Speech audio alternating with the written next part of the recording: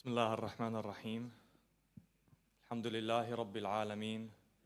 الحمد لله الذي هدانا لهذا وما كنا لنهتدي لولا أن هدانا الله، والصلاة والسلام على أشرف الخلق وأعز المرسلين حبيب إله العالمين أبي القاسم محمد.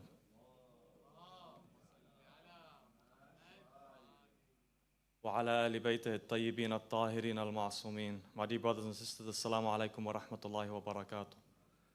وعظم الله أجورنا وأجوركم باستشهاد سيدة نساء العالمين فاطمة الزهراء عليه السلام. اللهم يا رب فاطمة بحق فاطمة اشف صدر فاطمة بظهور الحجة. We offer our condolences to the Imam of our time, Sahib al-Asr wa zaman, as we commemorate the martyrdom of his holy and blessed grandmother Fatima al-Zahra alayhi salam. On behalf of the Hussein Islamic Center, I would like to welcome you all to tonight's program, the final night of the first narration of the Fatimiyyah. And inshallah, the second narration will be held sometime early December. It should be the first week of December. Inshallah, we'll begin tonight's program with the recitation of the Holy Qur'an, followed by Ziyarat. Please welcome Brother Ali Murhi with a loud salawat ala Muhammad wa ali Muhammad.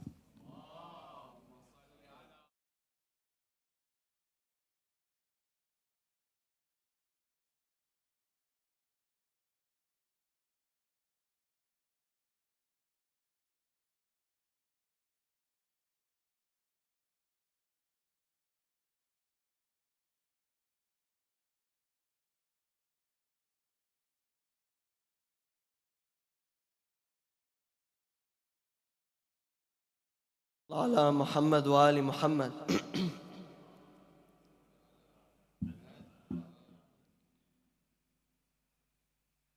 أعوذ بالله من الشيطان الرجيم.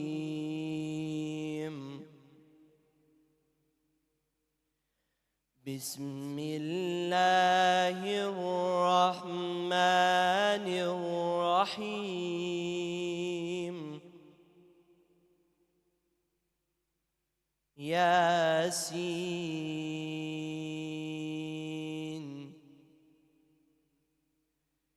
والقرآن الحكيم.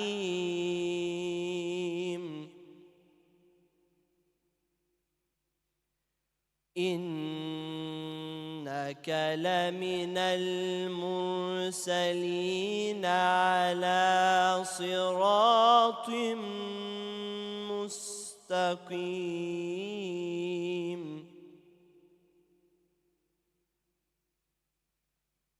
تنزيل العزيز الرحيم. لتنذر قوما ما أنذر آباؤهم فهم غافلون.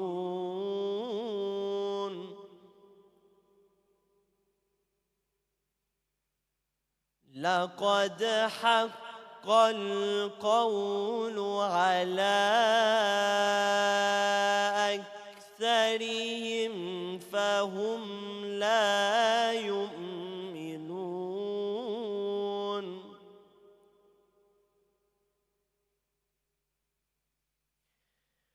إنا جعلنا في أعناقهم أغلالا فهي إلى الأذقان فهم مقمحون.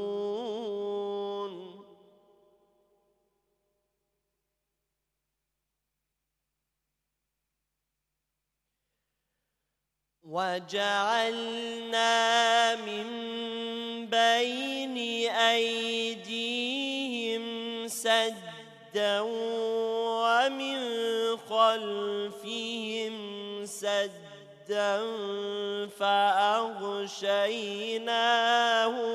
فهم لا يبصرون.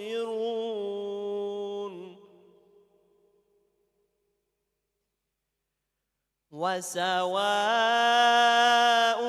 عليهم أأنذرتهم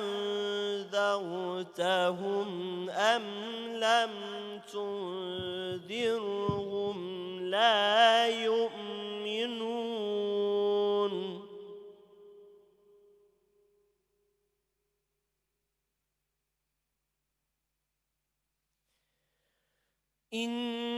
إنما تنذر من اتبع الذكر وخشي الرحمن بالغيب فبشره بمغفرة وأجر كريم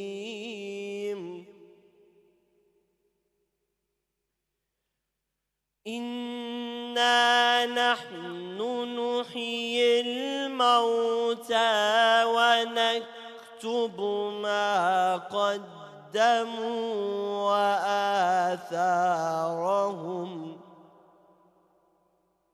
وكل شيء أحصيناه في إمام مبين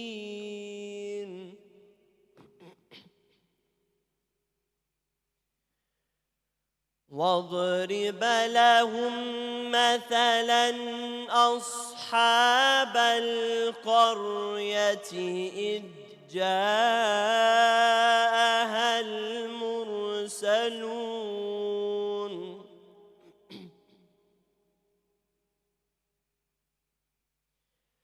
إذ أرسلنا إليهم اثنين فكذبوهما فعززنا بثالث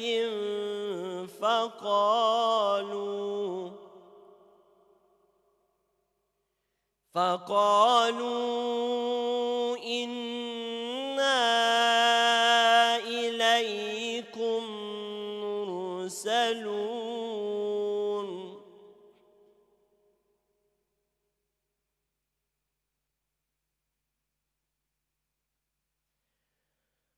قالوا ما أنتم إلا بشر مثلنا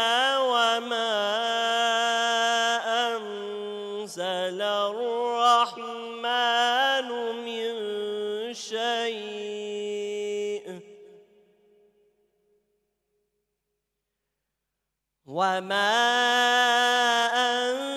أنزل الرحمن من شيء إن أنتم إلا تكذبون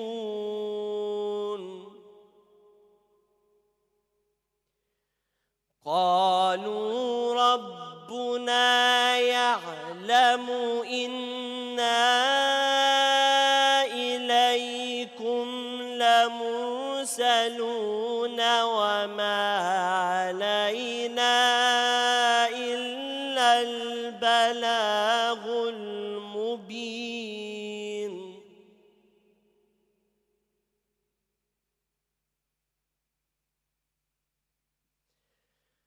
قالوا إنا تطيرنا بكم لئن لم تنتهوا لنرجمنكم وليمسنكم منا عذاب أليم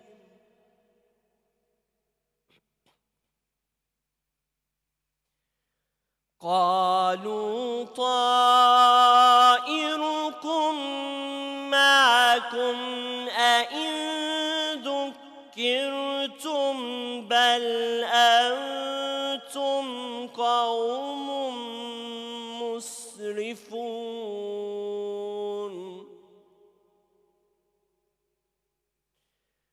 وجاء من أقصى المدينة رجل يسعى قال يا قوم اتبعوا المرسلين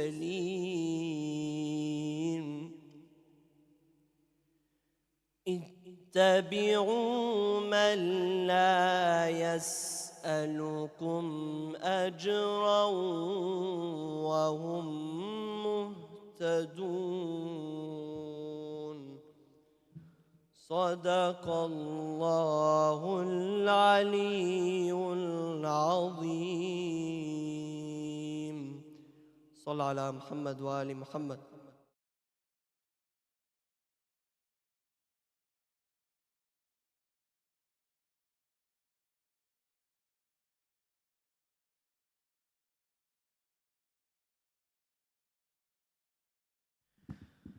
اللهم صل على محمد وآل محمد. بسم الله الرحمن الرحيم. يا ممتحنة امتحنك الله الذي خلقك قبل أن يخلقك فوجدك لما امتحنك صابرة وزعمنا أن لك أولياء ومصدقون وصابرون لكل ما أتانا به أبوك صلى الله عليه وآله وأتى به وصيه فإنا نسألك إن كنا صدقناك إلا ألحقتنا بتصديقنا لهما لنبشر أنفسنا بأننا قد طهرنا بولايتك. السلام عليك يا بنت رسول الله. السلام عليك يا بنت نبي الله. السلام عليك يا بنت حبيب الله. السلام عليك يا بنت خليل الله. السلام عليك يا بنت صفي الله. السلام عليك يا بنت أمين الله. السلام عليك يا بنت خير خلق الله. السلام عليك يا بنت أفضل أنبياء الله ورسله وملائكته. السلام عليك يا بنت خير البرية. السلام عليك يا سيدة نساء العالمين من الأولين والآخرين. السلام عليك يا زوجة ولي الله وخير الخلق بعد رسول الله. السلام عليك يا أم الحسن والحسين سيدي شباب أهل الجنة. السلام عليك أيتها الصديقة الشهيدة. السلام عليك أيتها الرضية المرضية. السلام عليك أيتها الفاضلة الزكية. السلام عليك أيتها الحوراء الإنسية. السلام عليك أيتها التقية النقية. السلام عليك أيتها المحدثة العليمة. السلام عليك أيتها المظلومة المغصوبة. السلام عليك أيتها المضطهدة المقهورة. السلام عليك يا فاطمة بنت رسول الله ورحمة الله وبركاته. صلى الله عليك وعلى روحك وبدنك. أشهد أنك مضيت على بينة من ربك وأن من سرك فقد سر رسول الله صلى الله عليه وآله ومن جفاك فقد جفا رسول الله صلى الله عليه وآله ومن آذاك فقد آذى رسول الله صلى الله عليه وآله ومن وصلك فقد وصل رسول الله صلى الله عليه وآله، ومن قطعك فقد قطع رسول الله صلى الله عليه وآله، لأنك بضعة منه وروحه الذي بين جنبيه. أشهد الله ورسله وملائكته أني راض عمن رضيت عنه، ساخط على من سخطت عليه، متبرئ ممن تبرأت منه، موال لمن واليت، معاد لمن عاديت، مبغض لمن ابغضت، محب لمن احببت. وكفى بالله شهيدا وحسيبا وجازيا ومثيبا. صلى على محمد وآل محمد.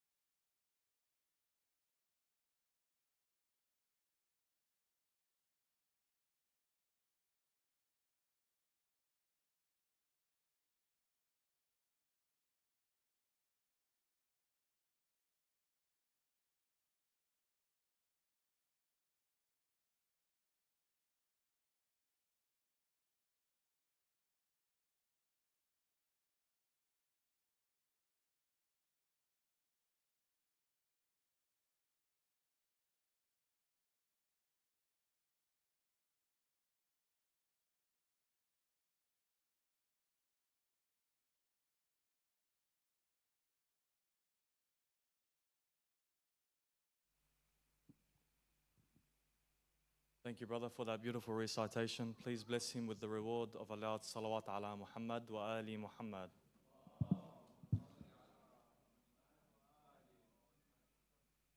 I'd just like to go over some quick announcements for tonight before we get to the lecture. Please keep your phones on silent throughout the program and prioritize chairs for people that have medical conditions. Every Friday, inshallah, there will be Fatimiyyah lectures. And as mentioned before, inshallah, the second narration for the Fatimiyyah will be around the first week of December. But inshallah, there will be posts and updates online and on social media. On Thursdays will be Tafsir al-Qur'an after Maghrib and Asha prayers and Dua Qumail. For any children above the age of 4, there are classes running upstairs. So if parents can accommodate their children so that they can go up to those classes so they can benefit from them, inshallah. There is a girl in our community on life support. She's only 14 years old, in a very critical condition. So we ask, by the right of Fatimiyyah Zahra alayhi salam and the Majlis that we have come to commemorate here, that we ask you to keep her in your sincerest du'ats and pray that Allah subhanahu wa ta'ala give her a speedy recovery. And inshallah, our first act in this, I request you all to recite aloud salawat ala Muhammad wa ali Muhammad.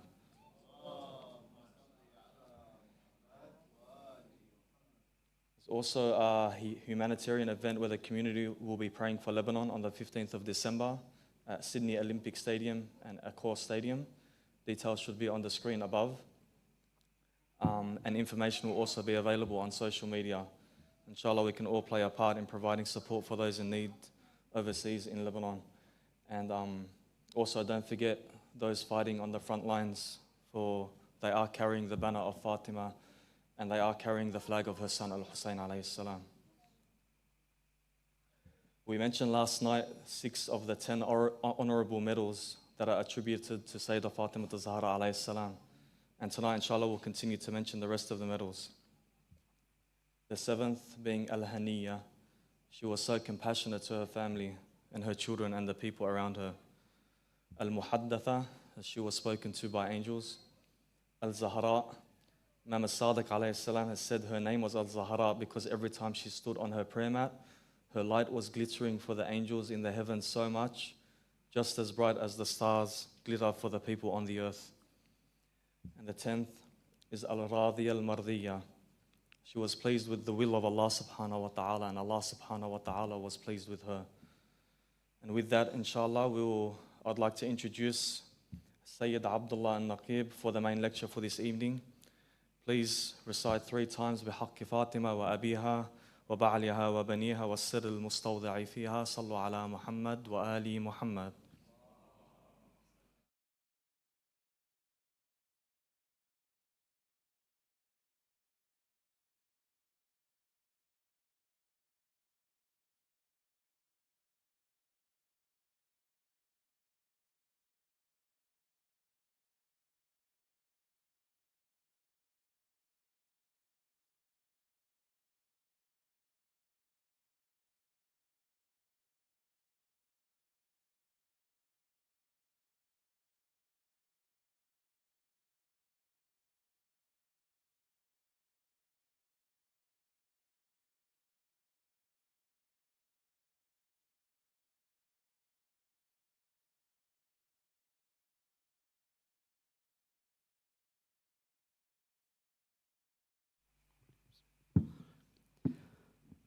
أعوذ بالله من الشيطان الرجيم. بسم الله الرحمن الرحيم. رب اشرح لي صدري ويسر لي أمري واحلل عقدة من لساني يفقه قولي. بسم الله الرحمن الرحيم. الحمد لله رب العالمين، وصلى الله على سيدنا وحبيب قلوبنا وشفيع نفوسنا أبا القاسم محمد. اللهم صل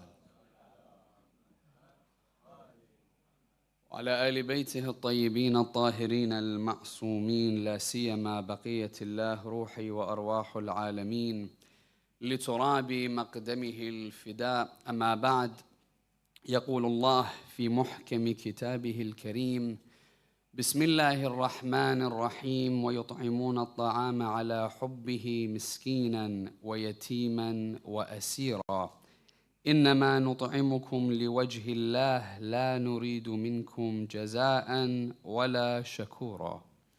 Allah subhanahu wa ta'ala says within the Holy Qur'an, Surah Al-Insan, ayah number 8 and 9, and they give food in spite of love for it to the needy, the orphan, and the captive, saying, we feed you only for Allah's pleasure. We wish not from you reward or gratitude.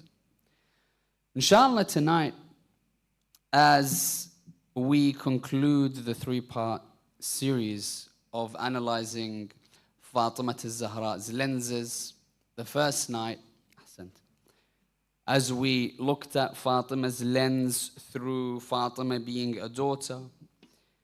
Yesterday we spoke about and explored Fatima as a wife.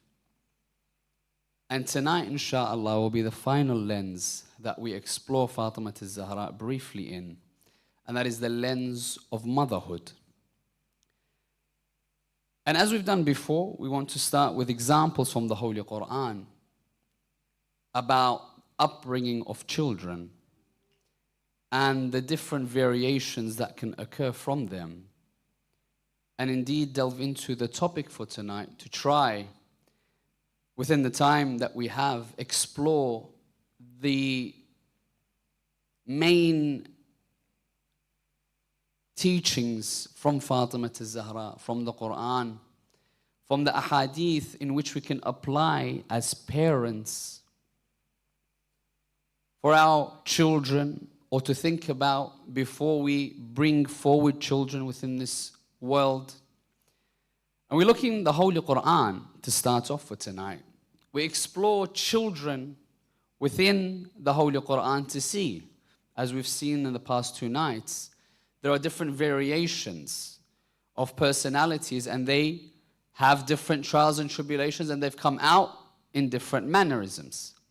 So tonight when we look at the Holy Qur'an, we take a few examples of people that were prophets to see on the first hand how their children turned out, to begin to understand the different variations that are there within the Holy Qur'an. The first one I want to look at in Surah Al-Hud, or Surah Hud, ayah number 11, which is quite interesting when we come across the story of Nuh. Within the Holy Qur'an, the story of Nuh, as we all understand what occurred towards his son. When the ayah says, chapter 11, ayah number 46, Allah speaks to Nuh when he tells him, like we're all on the ark, but my son hasn't boarded. And every time he speaks to his son, he says, no, don't worry, I'll climb to the highest mountain and I'll be safe from Allah's wrath. And Nuh prays to Allah for his son's survival, even after he's disobeyed him. And Allah replies by saying the following verse.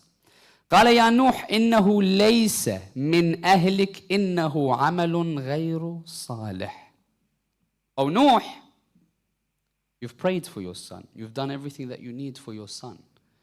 He was there with you when you were preaching and teaching and telling everyone in and around your family circles and indeed the community about the oneness of Allah and the message that is to come. But he has disobeyed you. And the Qur'an made specific to say that إِنَّهُ لَيْسَ مِنْ أَهْلِكَ. Now there's different interpretations, but we want to take from tonight the fact that he disobeyed his father.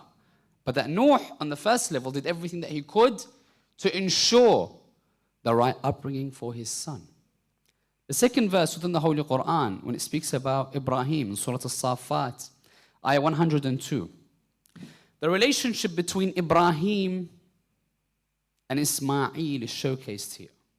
So you have the son of Nuh disobeyed his father. Then you come to, arguably, if you were to discuss the difficulties within the Holy Qur'an of understanding and comprehending situations and how people would act and react to them. The thing that comes in the front lines of difficult situation is this particular position that Ibrahim puts his son in. What does he say? He says, يا بني إني أرى في المنام أني أذبحك فانظر ماذا ترى. Ibrahim says to his son, I see as a prophet the way Allah gives me this message is that he showcased to me that I need to sacrifice you, O my son. So imagine that situation as a son, your father, which is a prophet of Allah, comes to you and says that Allah has told me I need to sacrifice you. So Nuh tells his son, just hop on the boat, you'll be safe. This prophet says, no, I need to sacrifice you for Allah.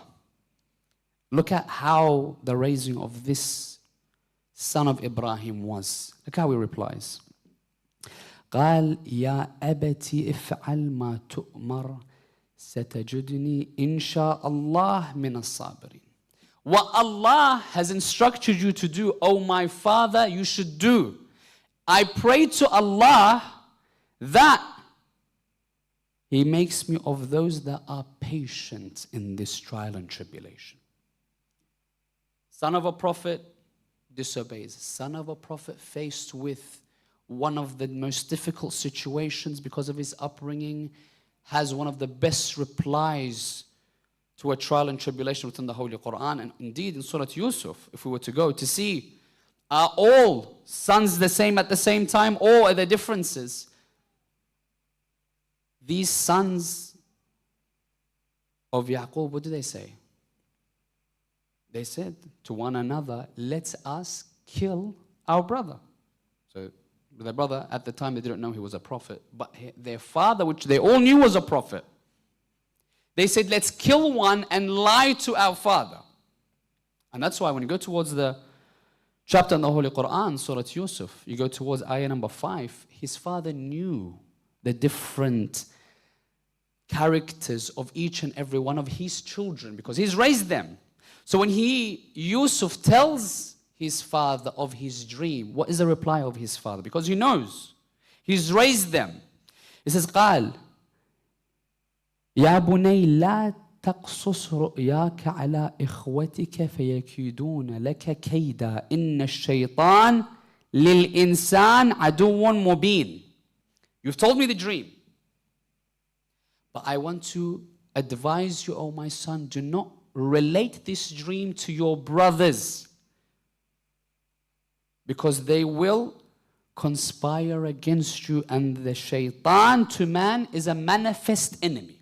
Now, we take these particular verses into question. When we begin to discuss these verses, we see that these are all sons of prophets. Now, we know prophets, without a shadow of doubt, have the best teaching methods that are available to anyone. I mean, they're directly connected to Allah subhanahu wa ta'ala in one way or another. But you'll find within the Holy Qur'an, it gives us premise that even though you do everything that you can, Allah will judge you for how much you tried. But it doesn't mean all the time they will go in the right direction. You'll find there are other things in their life, as much as you try to keep them on the straight path, may deviate them from the path. And that's why when we look at role models tonight, when we look at Fatimiyyah al-Zahra and Amir al-Mu'mineen, sometimes there are dots there that we do not connect. As an example, when we go towards the Holy Qur'an, and we go to Surah Al-Imran, chapter 3 of the Holy Qur'an, we go towards ayah number 61, when Allah showcases to us, and we all remember this verse when we bring it forward to showcase the greatness of Amir al-Mu'mineen. Rasulullah, in this particular tradition, in the Holy Qur'an, it says that he brought forward Amir al-Mu'mineen as himself to showcase to the people of Najran. Now, what level does Amir al-Mu'mineen have to be at in order for Rasulullah to use him as a mirror for himself to the others? Imagine how perfectly aligned their actions and their missions were, that Rasulullah used him as himself. Now, if we were to think about this particular aspect, that how did Amir al-Mu'mineen become Amir al-Mu'mineen? Many of us have overlooked the fact that it was Rasulullah that was the one that was responsible for bringing up Amir al-Mu'mineen. The tradition says what? That his mother brought Ali from the Kaaba and put it in whose hands? Whose hands? Rasulullah's hands. He used to teach him, bring him up. He used to chew the food and put it into the mouth of Amir al-Mu'mineen. It was Rasulullah that raised him. So when you look at Amir al-Mu'mineen, know very well the person that raised him from birth was Rasulullah. When you look at Hassan and Hussein, Fatima raised them, Ali raised them, Rasulullah raised them. And that's why when we come to traditions that come forward and say that Rasulullah stated, Husaynun minni wa ana min Husayn. There are different levels to these traditions that we are responsible for this individual. We are responsible for raising them. And look what they've become. So when we begin to understand these elements, we want to see then, if we were to delve into this aspect of raising children, which angle should we begin to discuss these aspects from? And that's why tonight, inshallah, we want to look at only 3 points to discuss this particular delicate topic. The first of which is answering the question that people come forward and ask, when is it the correct time for me to begin thinking about raising my children in the path of Allah subhanahu wa ta'ala? It's a very interesting question. When do I think about raising my children? You know, some people say, is it like after 5 years, after they start walking? Is there a different timeline that we do have through the traditions, that there is something of a thought process that's involved before thinking of raising a child? Number one. Number two, we want to look at a particular tradition from Rasulullah that divides the stages of raising a child. Each stage has its own rules and regulations. And you cannot bring any other rule or regulation from another stage in their life and apply it within the previous or the latter. And there are reasons behind why these particular stages exist. And we're going to discuss this in more depth, taking into traditions from the Holy Qur'an and the words of Ahl al-Bayt, as well as looking at what scholars have said in this regard. And thirdly, some acts that we need to remember not to do when raising our children that can be detrimental to their development, their character, and who they grow up to be. And indeed, we're going to link it all back towards how Fatima and Ali brought up in their households the two youth of paradise, brought up Zainab and Kulthum.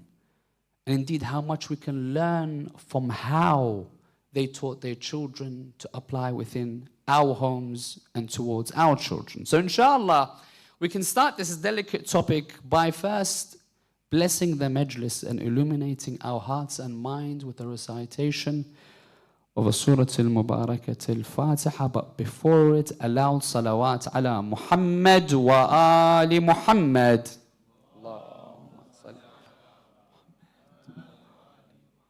Bismillah ar-Rahman ar-Rahim.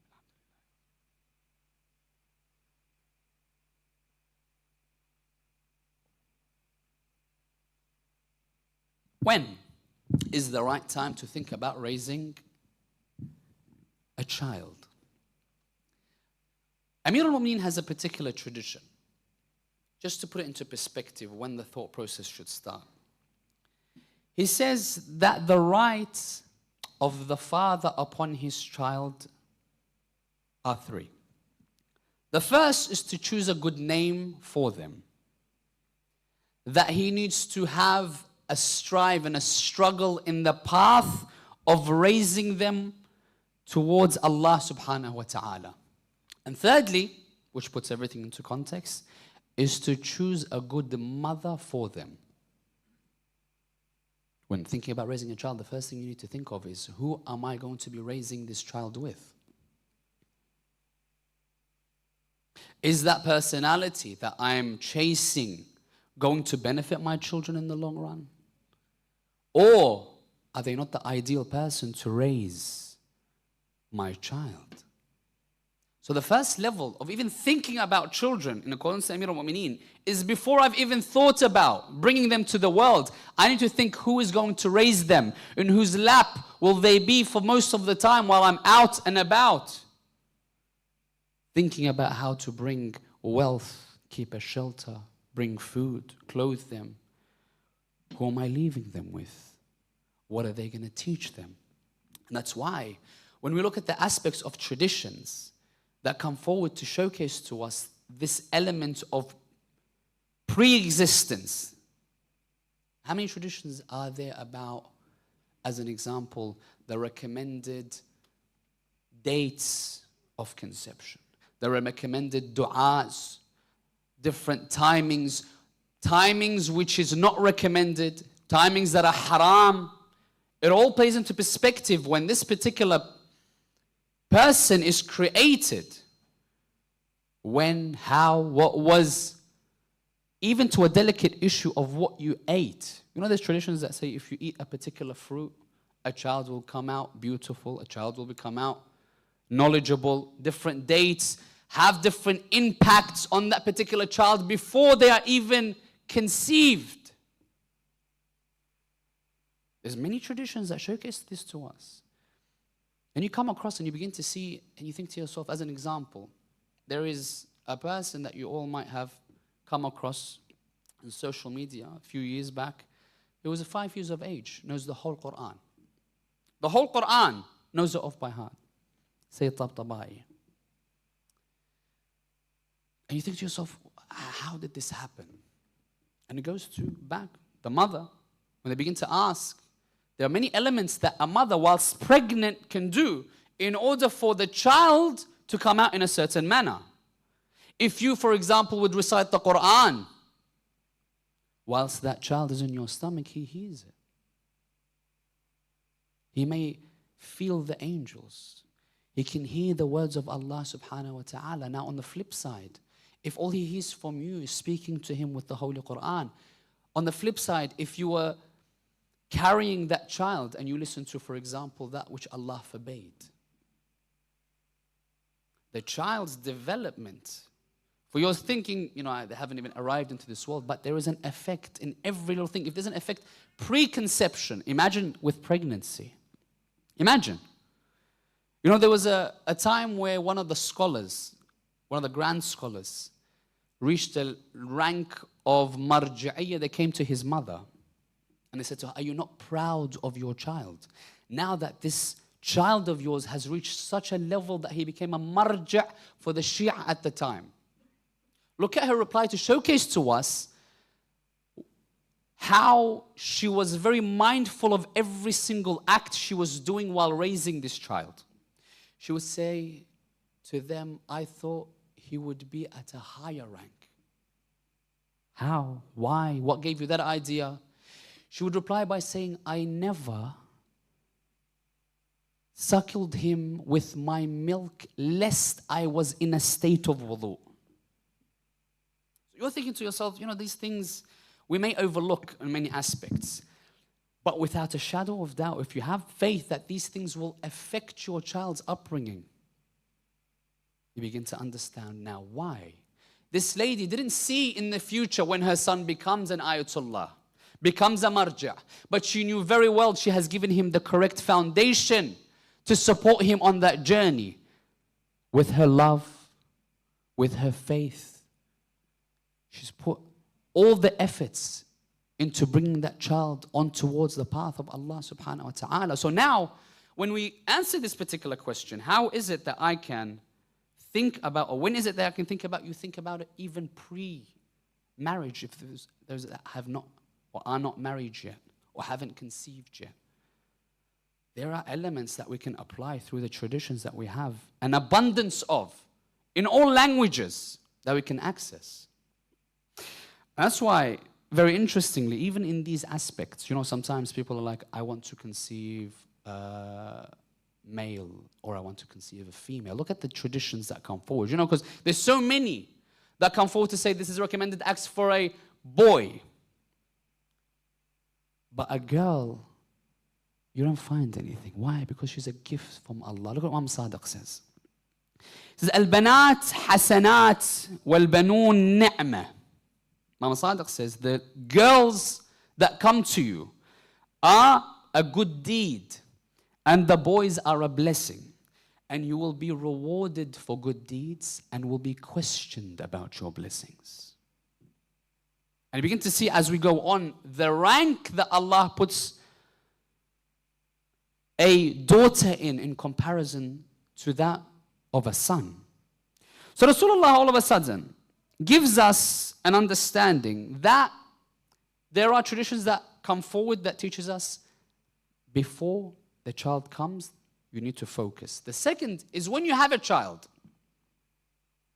Now that we've had children, what are the different stages Rasulullah teaches us about what to do and how to go about doing them? Rasulullah says that the development of your child is over 3 different stages. Each stage is 7 years within their life. Through the traditions, these stages have different names. As an example, Rasulullah would come forward and say, لَاعِبْهُمْ سَبْعٍ. Play with them 7, or let them play for 7. وَأَدِّبْهُمْ سَبْعٍ. And teach them 7. وَصَاحِبْهُمْ سَبْعٍ. And befriend them 7. Other traditions come forward and say, as an example, they say, سَبْعَةٌ الْوَلَدُ سَيِّدٌ. Meaning that he is, a king in his own household, a king in his domain. The first 7. The second 7, he is a abd. He is a slave, listening to that which his master says. And the third, he's a wazir, an advisor or advisor towards you. So these are the 3 different levels. Now let's look at each and every one of these in detail to see what is recommended within each stage of the child's development. The first, if we were to take the first 7 years of a child's life, either we look at him to be لَاعِبْهُمْ سَبْعٍ or الْوَلَدُ سَيِّدٌ سَبْعٍ. Either one of them, they overlap in many aspects. There are 3 main elements that we need to apply within these first 7 years of a child's life. The 3 elements, the first of which is love and compassion. Rasulullah would continuously say that the first 7 years of a child's life, you need to surround them in all angles with your love, with your compassion, with your mercy. To make sure that they know they are appreciated and grow up knowing that they have someone there at all times. That's why there's traditions that come forward from Rasulullah as an example that would say that ensure that you kiss your children whenever you have an opportunity. For every time you kiss your child, Allah elevates from your rank in the heavens. Amir al-Mu'minin would say, the kissing of yourself to your child is a mercy that Allah has gifted you. And you kissing your parents is an act of worship. So look at this act of mercy and the act of worship. And the aspect there is that you show love and compassion. Rasulullah would come forward and say that ensure as much as you can, you gift at any stage of your life, gifts towards your children. Because if you make them happy, Allah Himself will please you. And that's why they say even when you have children, there is an emphasis on gifting your daughters more so than there is an emphasis on gifting your sons. That gifting your daughters at that age, Rasulullah would come forward and say it's as if you have the reward of freeing a slave. That happiness that you bring your daughter, it's as if you've given charity or you've have the reward of freeing. Imagine that level that Allah has bestowed of opportunity for us at this particular level. So number 1, at this level, love and compassion. Number 2 is allow them to explore and play. That's why the first level is la'ibhum. But la'ibhum doesn't mean let them play. La'ib means you play with them. You interact with them. You show them that they have your attention. Doesn't mean download a particular app on the iPad and here you go, play. You're allowed because you're up to 7 years of age. I'll download for you 50 different games until the memory is finished. That's not la'ibhum sab'a. La'ibhum, play with them. You have an app, no problem. Play with them. Explore with them. Teach them at that particular level. See, and that's why there's so many traditions, saying that about, for example, a daughter. Teach them, let them play with, for example, sand. And see what they build, how their mind thinks. Teach them how to sew. Give them confidence to see what they're able to achieve and what to think of. For the children, there's traditions that say teach them shooting, teach them swimming, teach them horse riding. Why? Because it increases them in confidence, shows them that they have the ability to do things. Play with them. And that's why, interestingly enough, there's a tradition that Rasulullah one day enters the house of Ali and Fatima. When he enters the house, he sees Hassan and Hussein at a young age sitting there on the side. Now, we read traditions that Rasulullah enters the house. What do you think he begins to tell Hassan and Hussein? Just imagine. Rasulullah, the greatest man ever to walk this earth, enters the greatest house ever in Islam, the house of Ali and Fatima, sees his 2 grandchildren, Hassan and Hussein, at a young age. What would he tell them? Just let's think about it. Go read a book. Go do some mustahab salat. Go to the mosque. You know what Rasulullah says? May surprise many people. He says, "Oh Hassan, Hussein, I want you to start wrestling. Wrestle. Use your energy." Rasulullah says that. And they used to cheer them on. Traditions that come forward and say that Rasulullah used to cheer on Hassan because the angels used to cheer on Hussein. So they used to cheer for Imam al-Hassan at that particular stage. So the idea there is, Rasulullah is showcasing to us that, at this level, let them play, be there with them. Let them use their energy. Interestingly enough, that this young child that we mentioned earlier, the one that learned the Holy Qur'an at the age of 5, they bring him to the scholars. Most of the scholars came forward and they said, you should teach him Nahj al-Balagha now, teach him Sahif al-Sajjadiyah off by heart, use this particular, hit the iron while it's hot. They brought him to Sheikh Bajat. You know what Sheikh Bajat tells? The father. He says, do not forget to allow this child to enjoy playing with other children. Because at this stage, one of the requirements is that he plays.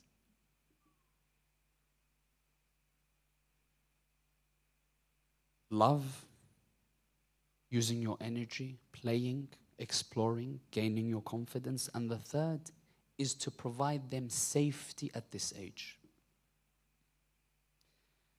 Safety means they do something wrong, they don't want to see the back of your hand. They make a mistake, they don't want to hear the height of your voice. They make a mistake, do something you told them not to do. They don't want to, or you don't want to at that level, see the fear in their eyes when you do something that you will definitely regret. The traditions, most of them, when you gather them, you begin to see an overlapping aspect that children that are, if we look at to be rebellious or naughty, as we say. Many of us will think this is something bad, but rather that traditions allude to the fact if you have a naughty child at this particular age or a rebellious child challenges you, doesn't listen to you, this is something that is actually recommended because it says that these children, if at this age they are behaving like this, at an older age they will be more alert, will be more access to knowledge and be a lot more patient. Why? Because they've done all that. These are the recommended acts, and that's why they say if someone just blindly follows you, doesn't challenge you, doesn't rebel, you have to kind of, what's going on here? Why aren't you? You are a child at the end of the day. First level, 3 principles, safety. Interestingly enough, also one of these things for safety is never, when we get to it, be at a level where they see the two people that are the world to them falling apart. Meaning, if the parents fight in front of them, their safety net is all of a sudden broken. They no longer feel safe in the only place that they know safety to dwell. Safety, love, and allowing them to play at this stage. The next level.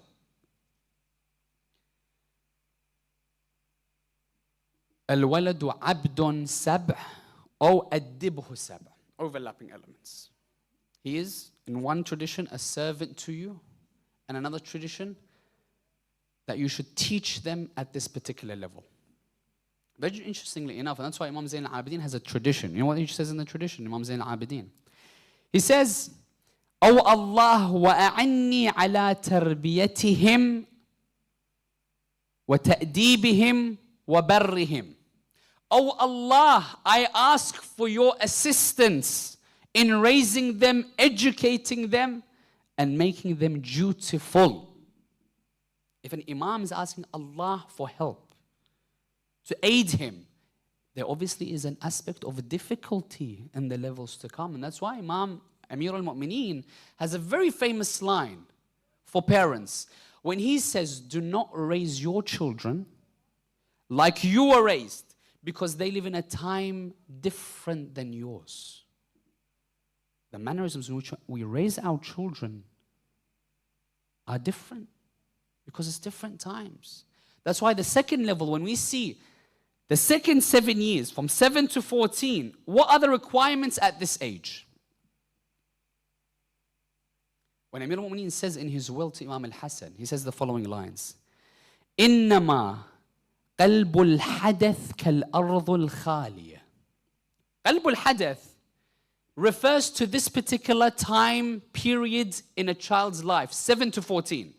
إِنَّمَا قَلْبُ الْحَدَثْ كَالْأَرْضُ الْخَالِيَةِ. This level, 7 to 14, is like an empty piece of land. كُلَّمَا أُلْقِيَ فِيهَا شَيْءٌ قَبِلَتْهُ. Anything that you throw at this level, 7 to 14, it accepts good, bad. That seed is planted in that age and it becomes whatever you planted in a few years when they're adults. Anything that you've placed on it, good or bad, you will see what it becomes at an older age.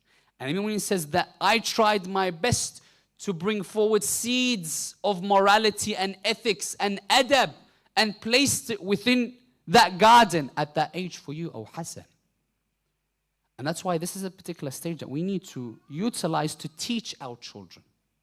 Some people might say 7, maybe too young. Rasulullah says otherwise, says 7 to 14, you begin to teach them. And there are levels to it. You don't come forward and be like, like this is hellfire. You touch this, this is the punishment. You don't put the hijab, no. Teach them why. If you just teach them yes, no, no. But if you give them reasonings of why we do what we do, why we wear the hijab, treat them with respect, give them the time that they deserve. Take the daughter out one day with you, sit her down, have something to drink, something to eat, discuss the aspect of hijab. Bring your child, teach them about something, the importance of salah. Give them the respect they deserve, and they themselves will feel appreciated. Feel that connection between you and them will strengthen the bond. And that's why when we come towards Ahlul Bayt, amongst the things that we see, Amir al-Mu'mineen in his house had a particular room that he isolated for worship. When you say you want to lead by example, doesn't mean that, look, I'm doing this, do it after me. No. It's, I'll do it, but I want you just to see what I do. One day, you will do it yourself because you've seen me do it time and time again. Amir al-Mu'mineen would have one room in the house. They would say every time he'd go towards the room to worship Allah, he'll bring one of his children. One. He brings Hassan one day, for example. Another day, he'll bring Hussein. Sit down, play, do what you need to do. I'm going to pray in this room. You're going to watch me at a young age pray in this room. One day, after hearing me and seeing me, you will get up and pray. You will know the words before I even teach them to you because you've seen me do them. Listen to me. Utter them. That's why when we look at Imam Hassan and Hussein at a young age, you know the tradition that says about that person that was elderly, that was making wudu? Hassan and Hussein were young. But look at the akhlaq that were instilled from the household. They said, oh Shaykh, my brother and I would like you to see how we perform wudu and tell us which one of us is doing it correctly and which one is doing it incorrectly. So the Shaykh is seeing the grandchildren of Rasulullah asking me for advice, so they both perform wudu. Exactly the same. The Shaykh begins to cry, saying, oh, sons of Rasulullah, I understand what you're trying to teach me, that I am not performing my wudu correctly. But in your akhlaq and the mannerisms in which you want to show me, you've obviously learnt it from somewhere. When Imam al-Hassan, we hear the tradition saying that he asks Fatima al-Zahra, oh my mother, whilst I sat here, I continuously hear, whilst you're on the prayer mat praying for our neighbors. Why do you not pray for ourselves? And she comes forward with the famous line, Al-Jar thumma al-Dar. I pray for our neighbors first before I pray for ourselves. Where did he hear this? when Fatima brings them close and is a role model for them. And that's why when we go towards the Holy Qur'an, the verse that we uttered from Surah Al-Insan, ayah number 8 and 9, وَيُطْعِمُونَ الطَّعَامَ عَلَى حُبِّهِ مِسْكِينًا وَيَتِيمًا وَأَسِيرًا. The tradition says Hassan and Hussein fell ill. Look at the beauty of this family and this household. Hassan and Hussein fell ill. Fatima and Ali come forward and say, let's do something. If Allah cures them, let's fast for 3 days. When they're cured, Hassan, Hussein, all good. Fatima, Ali, Hassan, Hussein, they all fast for 3 days. These are the 3 days that is spoken of. The first day, the needy. The second, the orphan. The third, the captive. And on the 3 occasions, they gave everything they had to them. But the tradition here doesn't showcase to us the beauty that happened inside the house. Why? Because the first that came with those loaves of bread wasn't Ali and Fatima. It was Hassan and Hussein that ran to give these people that knocked the door. Tell me, where did they see this? From whom did they learn this from? Had it not been for the role models they had within their life. And that's why when he brings them forward, Rasulullah, in Surah Al-Imran, ayah 61, to showcase to everyone throughout the generations who are the faces of our children, he brings Hassan and Hussein. أبناءنا وأبناءكم. Because it's the way that they were raised. And when you begin to see these aspects, you begin to realize this is the stage. And you know the beauty of this is when you understand these concepts and you begin to read the Qur'an, you begin to join the dots. As an example, when you come towards the Holy Qur'an and you read, for example, Surah Luqman. You're reading Surah Luqman and you read that Luqman al-Hakim, the wise, teaches his son. وَإِذْ قَالَ لُقْمَانًا لِإِبْنِهِ وَهُوَ يَعِظَهُ. He advises him. يَا بُنَيْ لَا تَشْرِكْ بِاللَّهِ إِنَّ الشِّرْكَ لَظُلْمٌ عَظِيمٌ.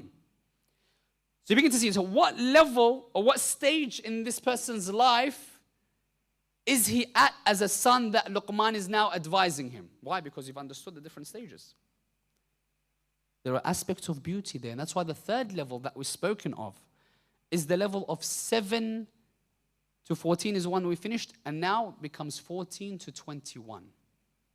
Traditions say either صاحبهم, meaning become their friend, أو الولد وزير سبع, meaning at this level, now that you've taught him everything that you needed to teach him between 7 and 14, now you begin to see how his mind has developed. صاحبهم, he is your friend now.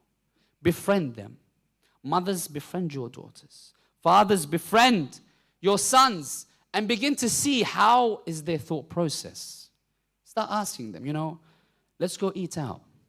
Where do you recommend? I think we should go here. Yeah, but here, I heard they, for example, serve alcohol as well. It's halal, but they serve alcohol. What do you think? You know what, Dad?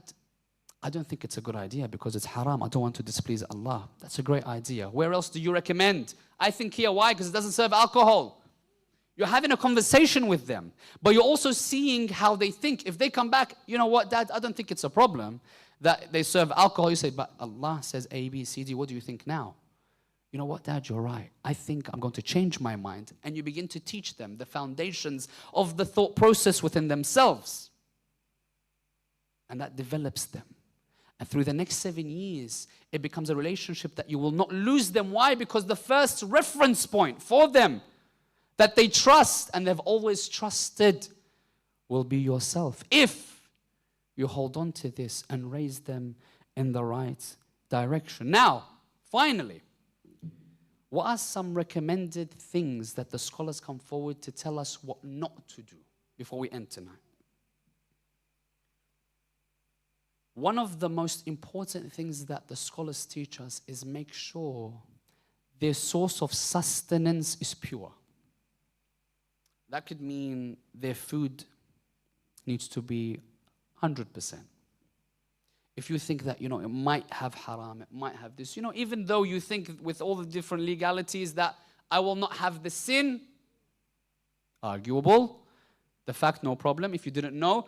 But even if there is a shak, if it does have haram, the implications and the bad effects on your spiritual side, without a doubt, will be present.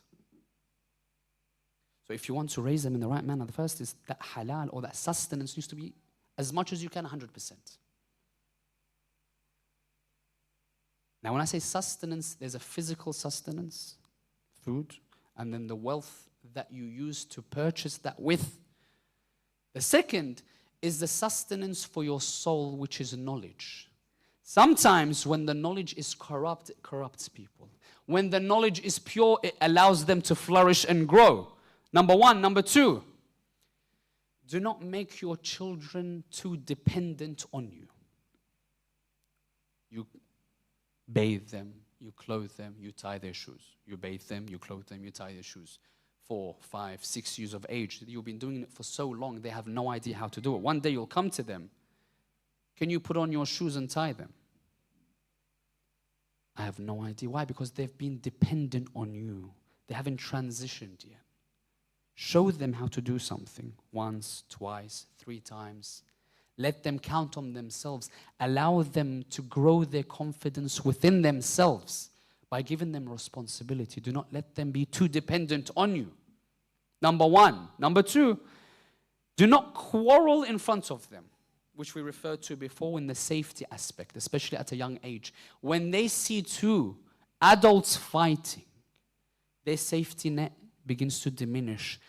They say that it will cause depression at a later level in their life. And that loss of security will affect them mentally as well. So the scholars say, do not quarrel in front of them, even if there's a problem.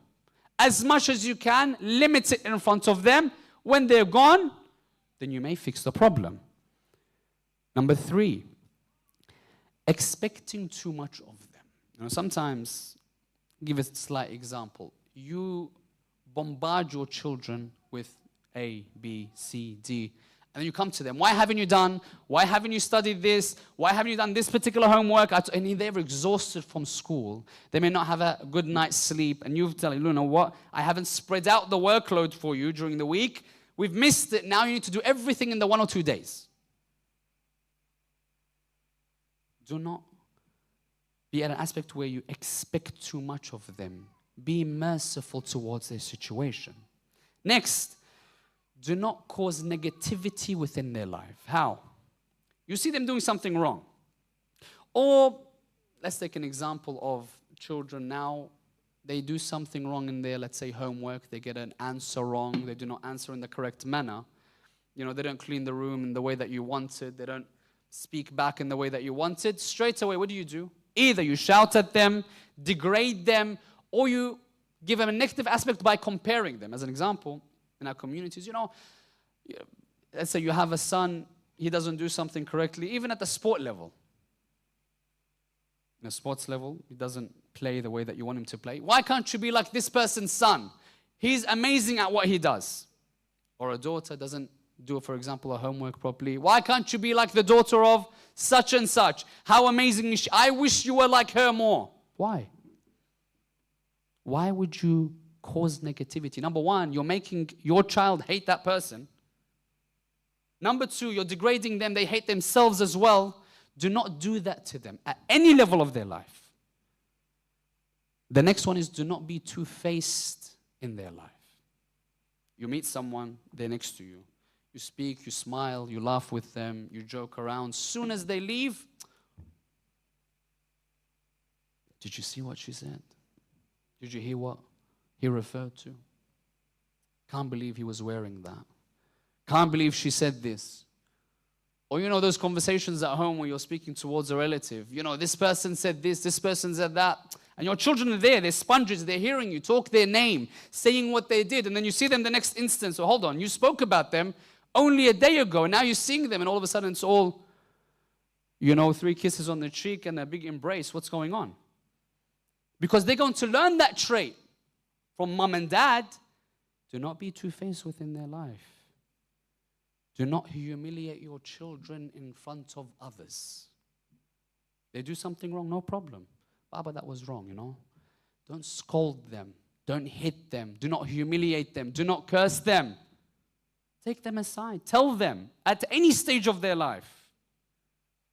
Because if we were to apply this within our lives, if we were to really think on the first level, how would Ahlul Bayt be in each and every situation? You know, we look at the children of Ali and Fatima.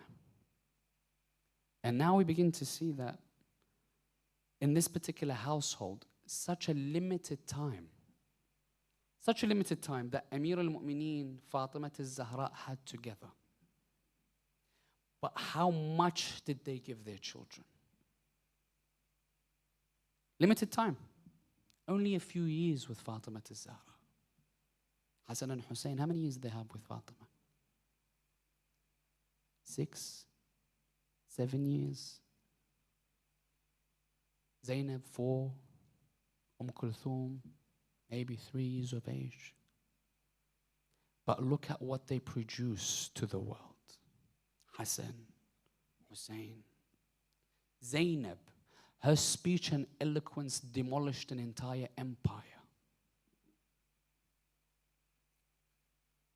From the household it starts, this particular foundation. And that's why as children, Hassan, Hussein, Zainab, Kulthum, imagine what they're going through at night like tonight, when Fatima al-Zahra would continuously embrace them, bring them near. You know, the beautiful voice of Fatima, the beautiful mercy of Fatima, the beautiful love of Fatima al-Zahra. And all of a sudden, they come to their mother Fatima, oh my mother, embrace us. My mother, come close to us. My mother, let me hug you. Why is it that I'm not allowed to hug you in the same strength that I used to hug you? I want you to imagine that raising a child with Fatima al-Zahra. Amir al-Mu'mineen in a night like tonight had a helper in raising the children. Had a person by his side to raise the children. But all of a sudden, a night like tonight, Ali ibn Abi Talib feels alone more than ever. Only a few weeks prior, he lost Rasulullah, the mercy of mankind. And a night like tonight, he's by Fatima al-Zahra's body. I want to take you all towards a moment in Amir al-Mu'mineen's life. After Fatima al-Zahra would pass away, they would say that Ali ibn Abi Talib, Asma narrates this. She would say that I held the light for Amir al-Mu'mineen as he washed the body of Fatima al-Zahra. I want you to imagine this moment, brothers and sisters. Amir al-Mu'mineen, the Lion of Allah, the person that lifted the door of Khaybar, the person that everyone feared to challenge in the battlefield, washing his wife's body in the night. Asma would say, there's two different traditions. Asma would say, as Amir al-Mu'mineen would be washing the body of Fatima al-Zahra. One tradition says that Amir al-Mu'mineen all of a sudden, whilst washing the body, he leaves the body, sits on the ground, his head between his knees, beginning to cry profusely. Another tradition, what does it say? Asma says, I saw Amir al-Mu'mineen Ali ibn Abi Talib whilst washing the body of my lady Fatima. I saw Amir al-Mu'mineen in one hand whilst he's washing the body, the other he held this particular element of the water. He would use that hand to pour water on the other and wash the body of Fatima. They would say that particular jug that he held, upon washing the body of Fatima, Asma says he took that which was in his hand, that jug of water, master, he would throw it to one side of the room. He would rush out of the room where the body of Fatima lay. She says, I chased Ali outside the room. I saw Amir al-Mu'mineen on the floor crying. She says, oh Ali, oh my master, why is it that I see you in such a state, oh Amir al-Mu'mineen? If anyone told me who is the most patient in this world, I would not hesitate to see, oh you, oh Ali, you are the most patient. Imam Sajjad would say, I am the son of Asbar al-Sabirin, the most patient, but the most patient on a night like tonight has his head between his legs crying. Asma would say, why do you cry, oh Ali? Why is your head in your knees crying in this manner? He would say, Asma, la talumini, do not blame me, oh Asma, for as I was washing the body of Fatima, the body that has miscarried our child, the body that was mourning for her father for these weeks, my hand fell on a broken rib of Fatima al-Zahra, oh Asma. That's not all. Whilst I'm washing Fatima, I looked at the beautiful face. I saw that the face of my wife was bruised. Oh Fatima, I know now why you never looked me in the eyes in your final moments. That Fatima didn't look at Amir al-Mu'mineen lest he saw the bruise. Fatima, with all the pain that she had, did not want to allow the heart of Ali to be hurt any more than it was. She would not look at Ali in the eye. Imagine, I want to ask, oh Ali, how did you return to the room? How did you finish washing the body of Fatima? How did you shroud the body, oh Ali? The traditions would say before he tied the final knot on the shroud of Fatima al-Zahra, he calls his children. He would say, Hassan, Hussein, Zainab, Kulthum, ta'alu wa tazawwaju. Come and see your mother for the final time before I tie the shroud of Fatima. They come towards their mother. Imagine these children at a young age seeing their mother lifeless in a shroud. For the final time, Hassan throws himself on the body of his mother saying, Mother, I am your beloved Hassan, speak to me.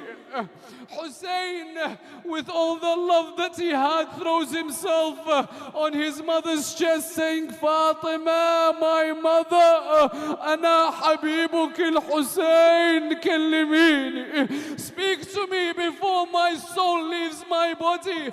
My mother, speak to me. There is a poet that I come across that he paints this picture. He would say, if Imam al-Hussein could speak to Fatima in this moment, what would he say? He paints the picture saying that Hussein came towards the ear of Fatima, his mother, and it's as if he said these lines to his mother, saying, Mother Fatima, do not leave me. I still need you in particular moments of difficulty in my life. Oh, my mother, it's as if Fatima says, when do you need me, oh Hussein? Hussein replies, it's as if he says, Mother, I needed you when my back is broken in Karbala. Mother, I need you to be by my side when I'm about to die. Mother, I needed you to be there whilst the tents become ablaze. Mother, I needed you to be by my side when Shimr comes and puts his feet on my chest. Mother, I wanted you to be by my side when he grabs my beard. Mother Fatima, I wanted you to be by my side when he severs my head and puts it on a spear. Inna lillah وإنا إليه راجعون. وسيعلم الذين ظلموا آل محمد أي منقلب ينقلبون، والعاقبة للمتقين. أي دار ينزل الوحي فيها، أي بيت فيه أم أبيها، أي دار ينزل الوحي فيها، أي بيت فيه أم أبيها، أي سقف تحته سادة المحشر، أي باب خلفه سورة الكوثر، أي سقف تحته سادة المحشر، أي باب خلفه سورة الكوثر. كسروا بالباب أضلاع السماء، كسروا بالباب أضلاع السماء، وغدا في الطف أضلاع الكساء، فبدايات النزيف كربلاء دار فاطم، دار فاطم. كسروا بالباب أضلاع السماء، وغدا في الطف أضلاع الكساء، فبدايات النزيف كربلاء دار فاطم، دار فاطم. ذبحتم طه بمن أصفاها من الناس، وبين الأسرى دموع الحوراء وعباس، وعباس. ذبحتم طه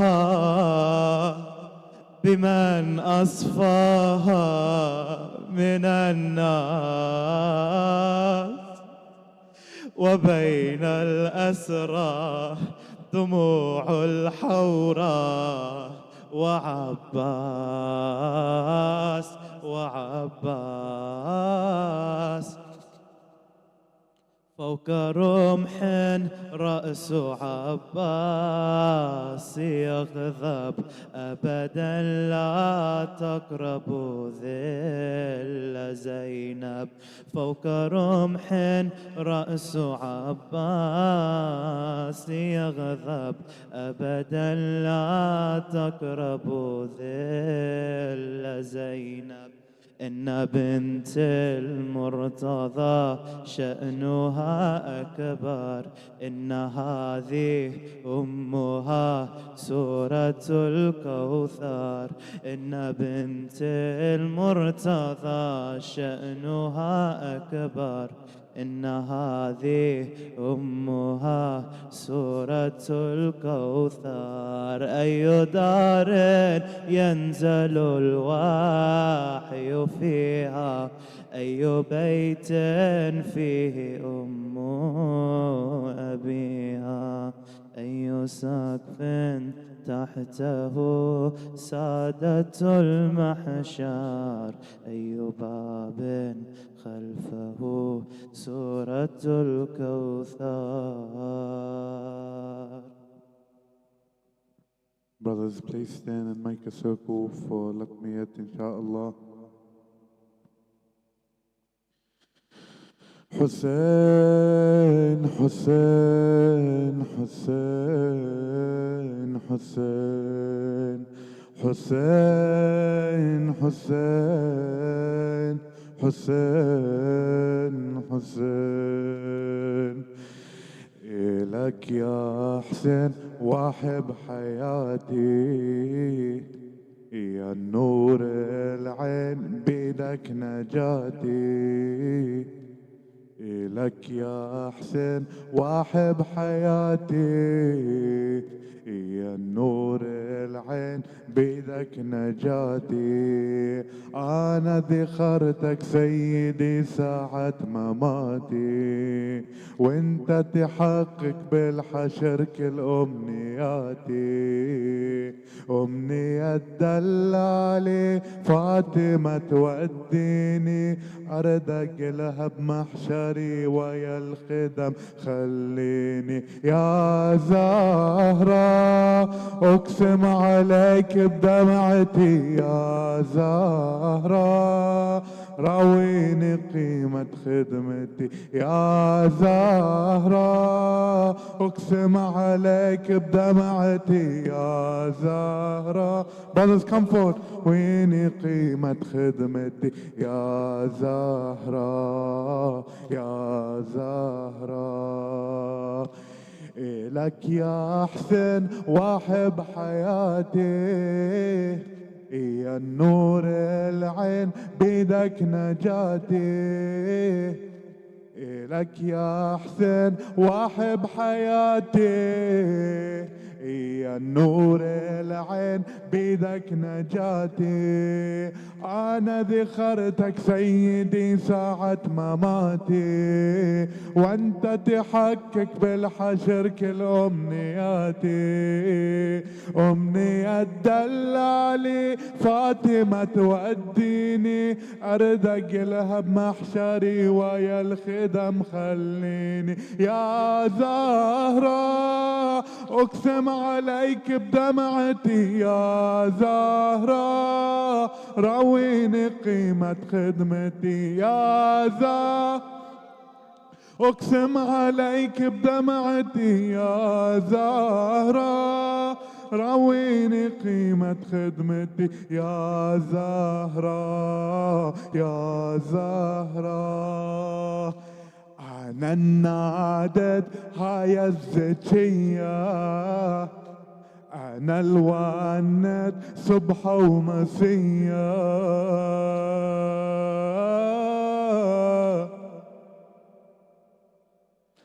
أنا النادد هاي الزكية، أنا الواند صبح ومسية.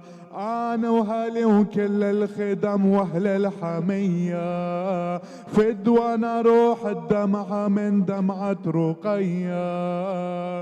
لو أقضي سنيني وأدري دمعة عيني، ما يكفيني العمر فالعمر ما يكفيني. يا زهرة أقسم عليك بدمعتي، يا زهرة راويني قيمة خدمتي. يا زهرة أقسم عليك بدمعتي، يا زهرة راويني قيمة خدمتي. يا زهرة يا زهرة أنا الملجوم والصدر ناري، عشت مهموم ليلي ونهاري. كل فكري يمك يلي ثارك هو ثاري، حد يمتى أصبر وانتظر طال استباري. أنا من هالساعة أنا من هالساعة خاتبتها الروحي للإمام المنتظر. يا روحي فدوى روحي. يا زهرة أقسم عليك بدمعتي، يا زهرة رويني قيمة خدمتي. يا زهرة أقسم عليك بدمعتي، زهرة رويني قيمة خدمتي. يا زهرة يا زهرة أنا النادد هاي الزكية، أنا الونت صبح ومسية، أنا وهلي وكل الخدم وأهل الحمية، فد وأنا روح الدمعة من دمعة رقية، لو أقضي سنيني وأدري دمعة عيني ما يكفيني العمر، فالعمر ما يكفيني يا زهرة، أقسم عليك بدمعتي يا زهرة، رويني قيمة خدمتي يا زهرة، أقسم عليك بدمعتي يا زهرة، رويني قيمة خدمتي يا زهرة يا زهرة. بدمع تاني صاحب زماني يا مولاي يا صاحب الزمان، بدمع تاني صاحب زماني، واندلت وانحب وتاني، جمرة مغيبة بمهجتي وفقد حماني، غايب إمامي وشيعته مثل تعالي، راية السفياني راية السفياني، حاسرتها الزينب قوم يا ابن العسكري، فزت ركيات تنحب يا زهرة، اقسم عليك بدمعتي يا زهرة، راويني قيمة خدمتي يا زهرة، اقسم عليك بدمعتي يا زهرة، راويني قيمة خدمتي يا زهرة يا زهرة. بدمع تانت صاحب زماني، واندلت وانحب وتاني، جمرة مغيبة بمهجتي وفقد إيماني، غايب إمامي وشيعته مثل تعالي، راية السفياني حاسرتها الزينب قوم يا ابن العسكري، فزت ركيات تنحب يا زهرة، اقسم عليك بدمعتي يا زهرة، رويني قيمة خدمتي يا زهرة، اقسم عليك بدمعتي يا زهرة، رويني قيمة خدمتي يا زهرة يا زهرة.